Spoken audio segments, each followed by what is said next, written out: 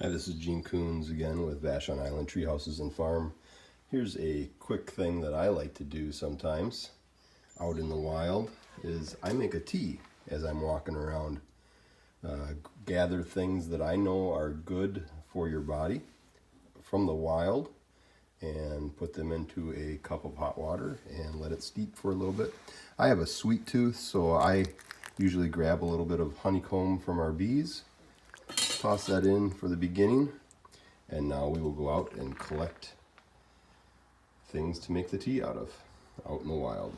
So I came outside and see some things right away. We've got a little herb garden here with some rosemary and things like that. I'm gonna toss a little bit of this mint in that we have, and then I see some herb Robert right there and lady's thumbprint.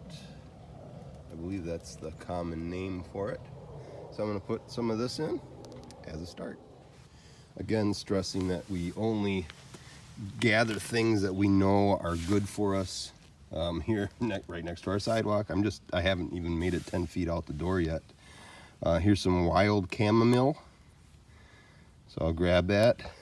I'm not going to go through all the beneficial properties of different wild herbs that I found. You'll have to see that in other videos that either I or others post. This is plantain. This is one of the most common weeds around, but it has a high amount of beneficial properties in it. So I'll just keep going.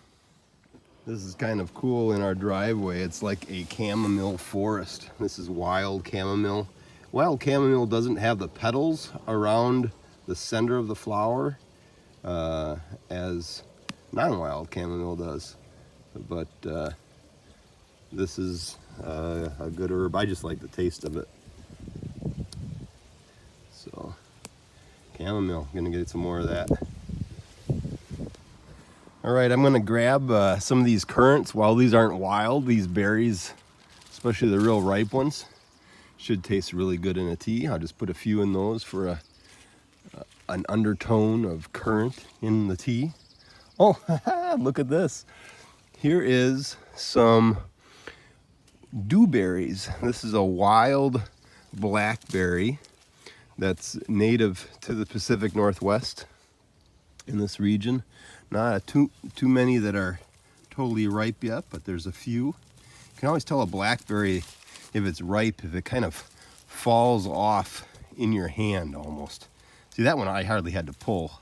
If I grab one of these red ones, they're going to be something that I pull off, and it takes a little effort. I always call these nature's sweet tart because they are super sour. The red ones are, and if you want something sour, that's what you can grab. So I'll toss this in my tea. All right, here's another one. Most people know this, prized by the natives in the Pacific Northwest. This is red cedar, and they use this for everything. In a tea, there is more vitamin C off the tips of the red cedar than in oranges. So no need to suffer from scurvy if there's no oranges around.